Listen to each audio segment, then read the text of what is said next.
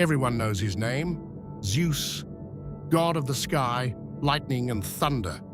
To most of us, he is the stern, bearded man from Olympus who hurls thunderbolts at disobedient mortals and sometimes changes his form to seduce yet another beautiful woman.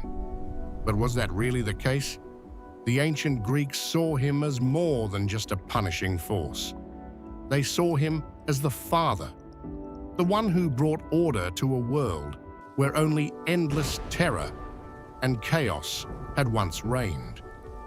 Today we will explore not just the myths, but who Zeus truly was for the ancient people. How did he come to power? Why did he cheat on his wife?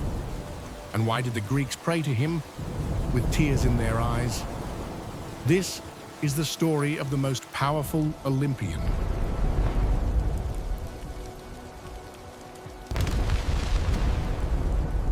To understand Zeus, you have to understand the nightmare he was born into. His father, the Titan Cronus, devoured his own children. Why? Because he was afraid. He had been prophesied that he would be overthrown by his own son. The paranoia of a ruler, a familiar story. Zeus was born on Crete, in deep secrecy. His mother Rhea tricked Cronus by giving him a swaddled stone instead.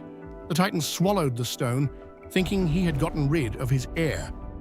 While Cronus ruled the world, little Zeus grew up in a cave, nourished by the milk of a divine goat. The Greeks believed this was why Zeus was stronger than the other gods. But the main thing, his childhood, was spent in fear and exile. And this shaped his character. He craved power, so he would never be weak again.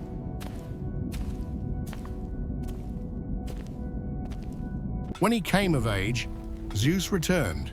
He tricked his father into drinking a potion, forcing him to vomit up his swallowed brothers and sisters, Hades, Poseidon, Hera, and the others. The freed gods united. The war began, the Titanomachy.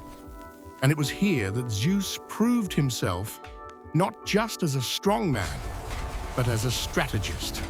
He descended into Tartarus and freed monsters, the Cyclopes and the Hecatonchires, the hundred-handed giants. In gratitude, the Cyclopes forged him a weapon that would change the balance of power. The thunderbolts, 10 years of war, chaos versus order. In the end, Zeus was victorious. The Titans were cast back down into Tartarus.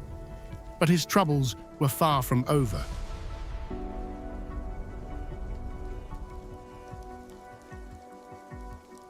After the victory, the world had to be divided. Zeus, Poseidon, and Hades drew lots. Zeus received the sky, Poseidon the sea, and Hades the underworld. The earth essentially became neutral territory, a crossroads for gods and men. But friends, here lies the main nuance. Zeus was the eldest. Yes, formally, he was the god of the sky, but the Greeks understood that the sky was everything. It was the weather, the laws of nature, and social norms. He became the supreme judge. If Poseidon could raise a storm, Zeus could simply incinerate the ship with a thunderbolt for showing disrespect. His power was absolute. But why did the Greeks both love and fear him at the same time? Because Zeus had two functions. The first was that he was the guarantor of order, Dike.